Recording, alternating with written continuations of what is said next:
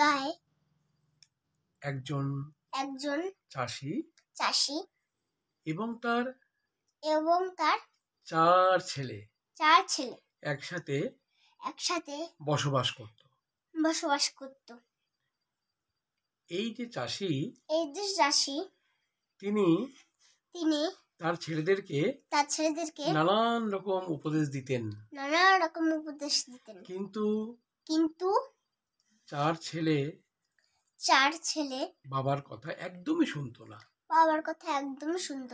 বাবা একদিন বললেন, অর্থাৎ সেই চাষিটি একদিন বললেন যে আমার যে চাষের জমি আছে সেখানে মাটির তলায় সোনা পোতা আছে। আস্তে আস্তে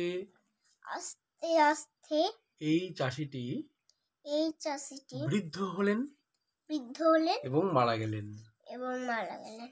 তখন এই 4 অকর্মণ্য ছেলে তারা কোদাল নিয়ে মাঠের জমিতে গেল সোনা খুঁজতে। সমস্ত জমি খুঁড়ে ফেললো, কিন্তু সোনা আর পেল না। তখন তারা বলল,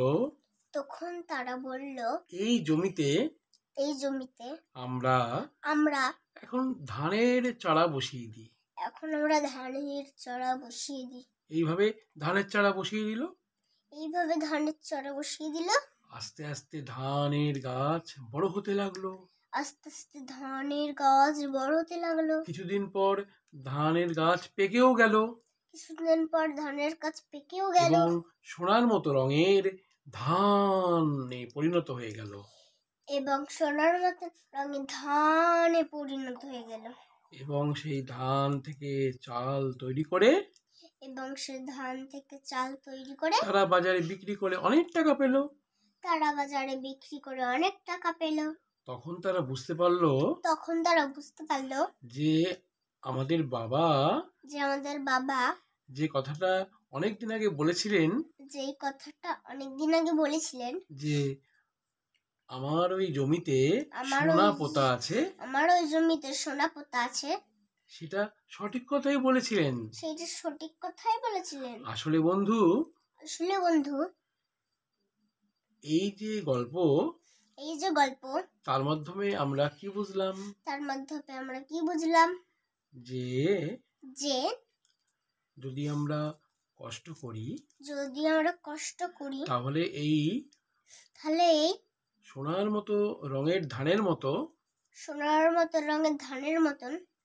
সোনা পাবো। অর্থাৎ কষ্ট করলে কেষ্ট মিলবে। অর্থাৎ পরিশ্রমের কোনো বিকল্প নেই। নমস্কার বন্ধু। আজকের মতো টাটা।